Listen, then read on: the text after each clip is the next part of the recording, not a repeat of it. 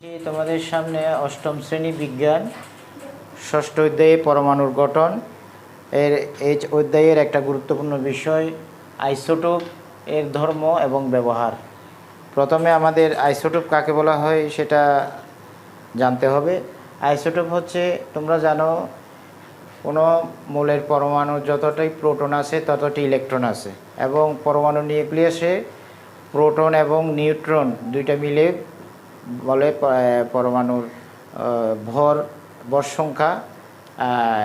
এটাকে বলা হয় নিউক্লিয়াস। নিউক্লিয়াসের মধ্যে দুইটি কণিকা থাকে, একটা প্রোটন আর একটা নিউট্রন। তাহলে দেখা যাচ্ছে যে যতটা ইলেকট্রন আছে ততটা প্রোটন থাকে, কিন্তু নিউট্রন কোনো একই মৌলের মধ্যে নিউট্রন ভিন্ন ভিন্ন থাকতে পারে। ফলে পারমাণবিক একই মৌলের পরমাণুর মধ্যে পারমাণবিক সংখ্যা একই হলেও কিন্তু ভর সংখ্যা ভিন্ন। কারণ ভর সংখ্যা বলতে আমরা বুঝি প্রোটন সংখ্যা আর নিউট্রন সংখ্যার যোগফল। ভর সংখ্যা হচ্ছে ভর সংখ্যা সমান প্রোটন সংখ্যা যোগ নিউট্রন সংখ্যা।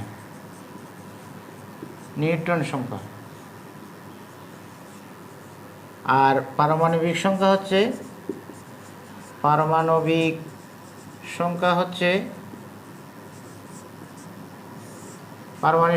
শুধু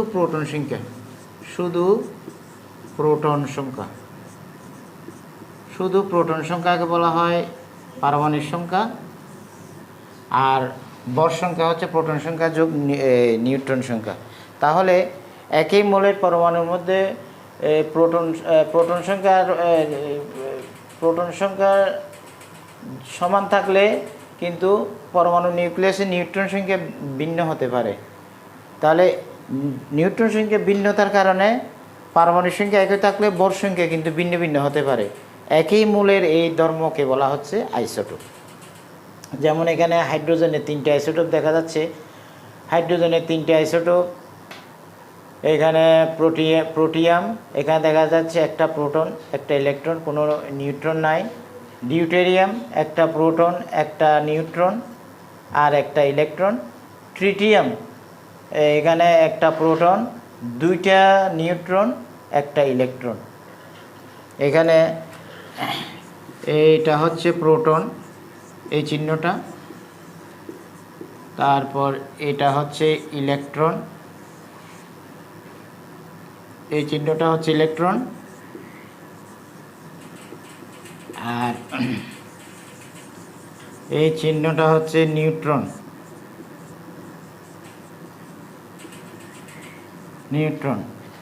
কাজে দেখা যাচ্ছে যে প্রোটিয়ামে কোনো নিউট্রন নাই, একটা প্রোটন একটা ইলেকট্রন।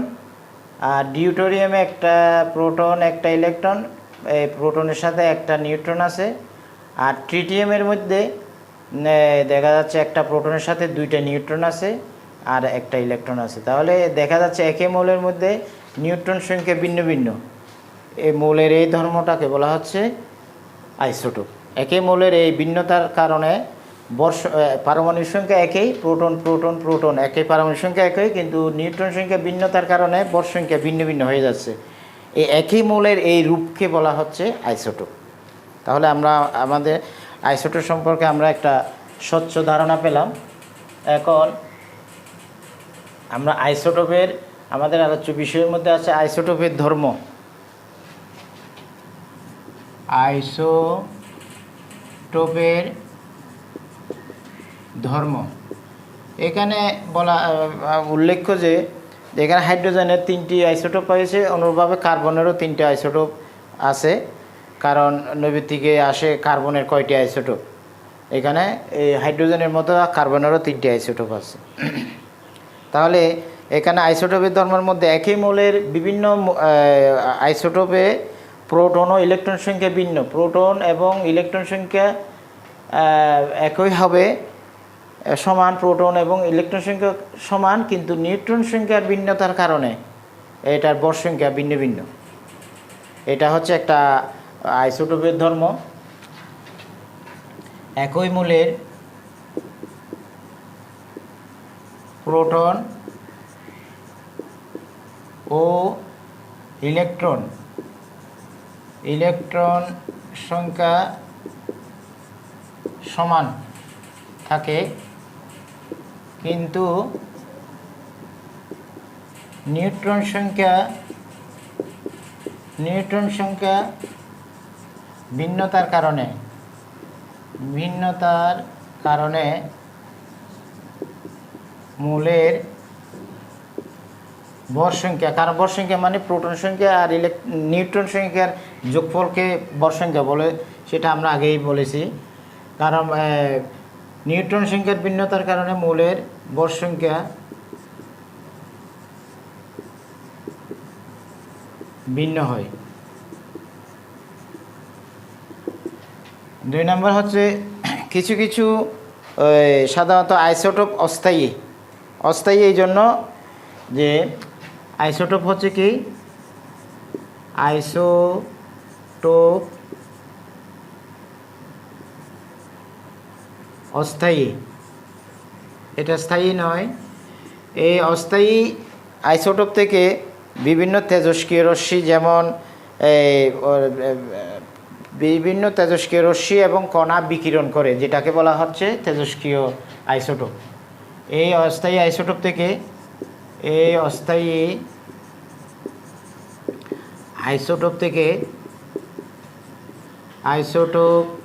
থেকে বিভিন্ন রশ্মি এবং কণা নির্গত হয় এবং এইরূপ আইসোটোপকে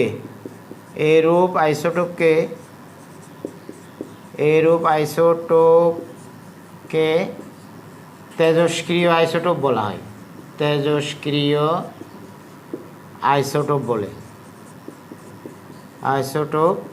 অর্থাৎ আইসোটোপের ধর্মের মধ্যে আছে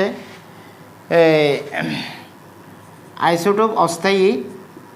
এই আইসোটোপ থেকে বিভিন্ন রশ্মি এবং কণা নির্গত হয়। যে আইসোটোপ থেকে তেজস্ক্রিয় রশ্মি এবং কণা নির্গত হয়, সেই আইসোটোপকে বলা হয় তেজস্ক্রিয় আইসোটোপ। তাহলে এখানে একটা প্রশ্ন এখানেও মাঝে মাঝে আসে, তেজস্ক্রিয় আইসোটোপ কী বা তেজস্ক্রিয় আইসোটোপ কাকে বলা হয়। এবার আমরা এই আইসোটোপের ব্যবহার, তাহলে আমরা আইসোটোপ সম্পর্কে জানলাম, আইসোটোপের ধর্ম সম্পর্কে জানলাম। এখন আমরা জানব আইসোটোপের ব্যবহার। আইসোটোপের ব্যবহারের মধ্যে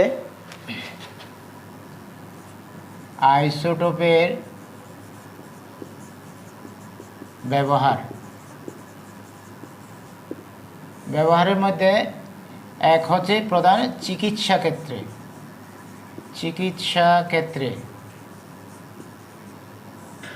ক্ষেত্রে এর ব্যাপক ব্যবহার আছে। যে বিভিন্ন ক্ষুদ্র ক্ষুদ্র যে রক্তনালী আছে আমাদের হার্টের মধ্যে, যে বিভিন্ন সাথে যে ক্ষুদ্র ক্ষুদ্র রক্তনালী আছে, কোন রক্তনালী বন্ধ হয়ে গেছে সেটা আইসোটোপের তেজস্ক্রিয় রশ্মির মাধ্যমে, আইসোটোপের মাধ্যমে সেই ওই নালীগুলো কোনটা ব্লক হয়ে গেছে সেটা জানা যায়। তাহলে এই ক্ষুদ্র রক্তনালী ক্ষতিগ্রস্ত হলে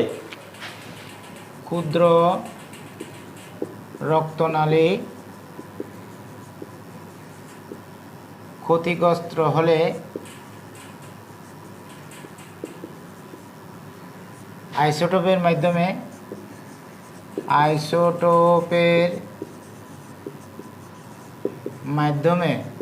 ক্ষুদ্র নালী ক্ষতিগ্রস্ত হলে আইসোটোপের মাধ্যমে সেগুলো কী করা হয়, সেটা শনাক্ত করা হয়। আইসোটোপের মাধ্যমে সেটি শনাক্ত করা হয়। এরপরে ক্যান্সার আক্রান্ত রোগীর কোন কোন কোষ আক্রান্ত হয়েছে, যাদের ক্যান্সার আছে, ক্যান্সারের মধ্যে যে কোষগুলো আক্রান্ত হয়েছে, কোন কোন কোষ আক্রান্ত হয়েছে সেটাও শনাক্ত করা হয়। ক্যান্সার আক্রান্ত রোগী 2, ক্যান্সার আক্রান্ত রোগীর ক্ষতিগ্রস্ত কোষ শনাক্ত করা যায়, শনাক্ত করা যায় এবং এগুলো ধ্বংস করা যায়, ধ্বংস করা যায়, করা হয় বা করা যায়। আর এটা হচ্ছে বৈজ্ঞানিক যে অপারেশনের যে যন্ত্রপাতিগুলো আছে, হ্যাঁ, এই অপারেশনের যন্ত্রপাতিগুলো আইসোটোপের মাধ্যমে জীবাণুমুক্ত করা হয়। 3, অপারেশনের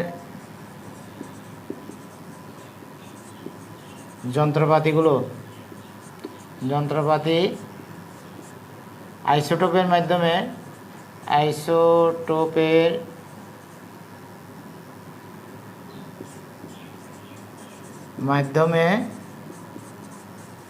জীবাণু মুক্ত করা হয়। অর্থাৎ চিকিৎসা ক্ষেত্রে এই আইসোটোপের ব্যবহার আমরা আলোচনা করলাম। এরপর আরও অনেক ক্ষেত্র আছে, তার মধ্যে কৃষিক্ষেত্র। এরপরে কৃষিক্ষেত্রে নিয়ন্ত্রণ কখনো কখনো, অর্থাৎ কোন ফসলে কি পরিমাণ সার ব্যবহার করতে হবে সেটা তেজস্ক্রিয় আইসোটোপের দ্বারা এটা আমরা জানতে পারি। কৃষিক্ষেত্রে 2 হচ্ছে কৃষিক্ষেত্রে কোন ফসলের কি পরিমাণ সার প্রয়োগ করতে হবে তা তেজস্ক্রিয় আইসোটোপের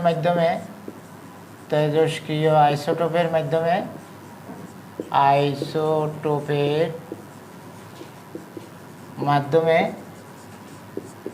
জানা যায়। 3, আরেকটা হচ্ছে খাদ্য সংরক্ষণে আইসোটোপ, যেহেতু এটা আইসোটোপ দ্বারা যে বিভিন্ন জীবাণু ধ্বংস করা যায়, কাজে তেজস্ক্রিয় আইসোটোপ ব্যবহার করে খাদ্যদ্রব্য বা ফলমূল জীবাণুমুক্ত করে সংরক্ষণ করা যায়। যেহেতু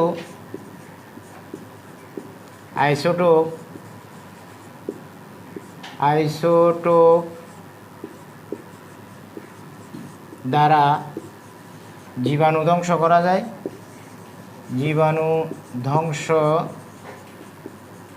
করা যায়, কাজে খাদ্যদ্রব্য ফলমূল জীবাণুমুক্তকরণের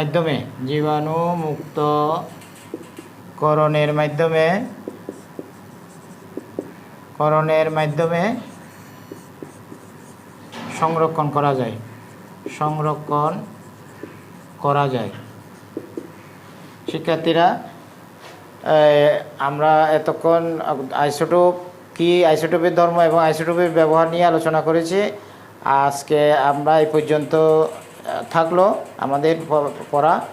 আগামী ক্লাসে আমরা একটা গুরুত্বপূর্ণ বিষয়, সেটা হচ্ছে কি মৌলের ইলেকট্রন বিন্যাসের মাধ্যমে বিভিন্ন মৌলের ইলেকট্রন বিন্যাস নিয়ে আমরা আলোচনা করব। তোমরা 1 থেকে 20 পর্যন্ত যে পারমাণবিক সংখ্যার যে মৌলগুলো আছে, 1 থেকে 20 পর্যন্ত এই মৌলের 4টা শিখে ফেলবে, 20 পর্যন্ত। এই 1 থেকে 20 পর্যন্ত পর্যায় সারণীর মধ্যে যে মৌলগুলো আছে সেগুলো পারমাণবিক সংখ্যার মাধ্যমে আমরা ইলেকট্রন বিন্যাস আলোচনা করব এবং কোনটা ধনাত্মক কোনটা ঋণাত্মক মৌল সেগুলো যাচাই করব। ততক্ষণ পর্যন্ত তোমরা ভালো থাকো, সুস্থ থাকো। সবাইকে ধন্যবাদ।